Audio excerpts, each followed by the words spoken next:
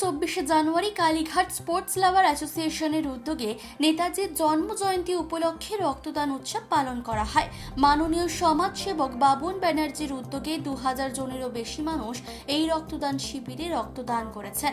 এই রক্তদানকে সাফল্যমণ্ডিত করে তুলতে এবং মানুষকে উৎসাহ দিতে উপস্থিত ছিলেন তৃণমূল কংগ্রেস দলের পশ্চিমবঙ্গ রাজ্য কমিটির সভাপতি এবং রাজ্যসভার সাংসদ সুব্রত বক্সী মহাশয়, রাজনীতিবিদ জয়প্রকাশ মজুমদার, সঞ্জয় বক্সী, সমাজসেবী অজিত বন্দ্যোপাধ্যায়, ফুটবলার দিব্যেন্দু বিশ্বাস, রহিম নবীর এবং সঞ্জয় মাঝি, বিশিষ্ট ডাক্তার সুদীপ্ত রায়চৌধুরী, বক্সার আলী কামার ও রাজনৈতিক ও সামাজিক ব্যক্তিত্বরা। রাজ্যের বিভিন্ন প্রান্ত থেকে বহু মানুষ এই রক্তদানের জন্য হাজির হন নেতাজি ইনডোর স্টেডিয়ামে।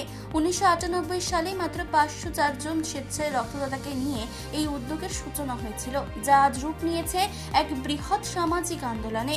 এই রক্তদান শিবিরের সবচেয়ে উল্লেখযোগ্য দিক হল এর সর্বজনীন চরিত্র, অর্থাৎ ধর্ম, জাতি কিংবা ভাষার বিভাজন ছাপিয়ে হিন্দু, মুসলিম ও খ্রিস্টান সব সম্প্রদায়ের মানুষের সম্মিলিত অংশগ্রহণই মানবতার ঐক্যের বার্তা তুলে ধরে। এবারে কলকাতা ও রাজ্যের বিভিন্ন প্রান্ত থেকে রক্তদাতারা এসে উপস্থিত হন নেতাজি ইনডোর স্টেডিয়ামে। বাদ যায়নি দেশের সামরিক বাহিনীর সদস্যরাও। যেহেতু সারা বছরই রক্তের প্রয়োজন রয়েছে, তাই বাবুন ব্যানার্জির উদ্যোগে এই শিবিরের মাধ্যমে যে রক্ত সংগ্রহ করা হয়, রাজ্যের বিভিন্ন প্রান্তের প্রয়োজনে সে রক্ত পেয়ে থাকে। আপামর জনসাধারণ সে কথা স্বীকারও করেছেন। যে সমস্ত বিশিষ্ট ব্যক্তিরা রক্তদানে উপস্থিত ছিলেন তারাও জানান রক্তের প্রয়োজনীয়তার কথা মাথায় রেখে কিভাবে বাবুন ব্যানার্জি রক্তদানের মাধ্যমে এক মানব আন্দোলন গড়ে তুলেছেন, যা সামগ্রিক ক্ষেত্রে মানুষের মধ্যে যেমন তার প্রতি আশা জাগিয়েছে এবং সমাজ সেবার এক নয়া নির্দেশন তুলে ধরেছে। তাই রাজ্যের বিভিন্ন গুণী ব্যক্তিরা এই রক্তদান শিবিরে উপস্থিত ছিলেন এবং প্রত্যেকে উৎসাহ দিয়ে গিয়েছেন।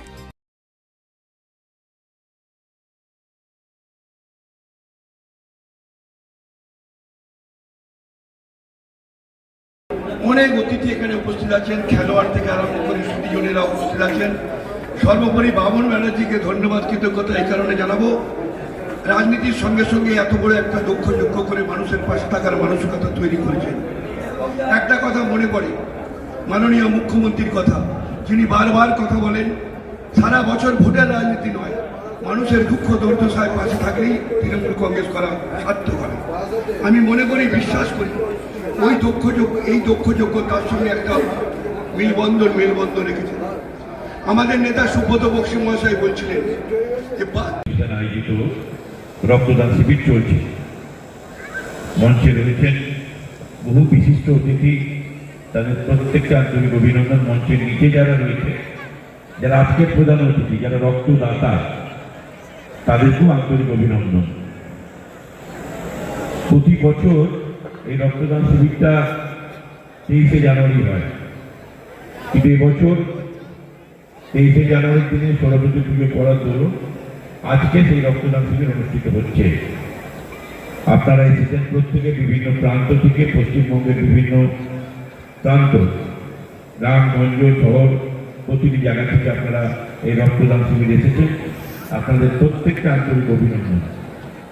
আপনারা জানেন যে রক্তদান এমন একটা দান, আমরা হুগলি থেকে শুরু করে দার্জিলিং, মোথাবাড়ি থেকে শুরু করে সমস্ত কলকাতার লোকেরা এখানে রক্তদান শিবির করতে সক্ষম হয়, তারা পাশে এসে দাঁড়ায়।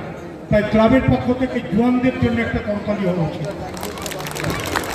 আজকে 23শে জানুয়ারি কেন আমরা রক্তদান শিবির করি, তার কারণটা হচ্ছে নেতাজি সুভাষচন্দ্র বোস বলে গেছিলেন, তোমরা আমায় রক্ত দাও, আমরা তোমার স্বাধীনতা দেবো।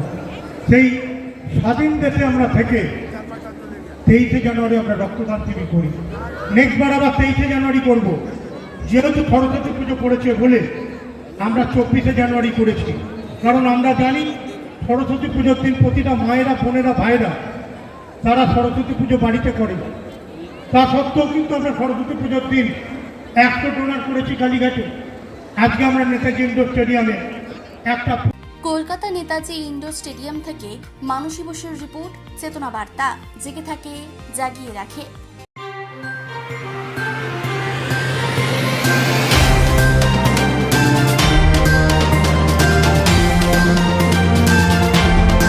চেতনা বার্তা, জেগে থাকে, জাগিয়ে রাখে।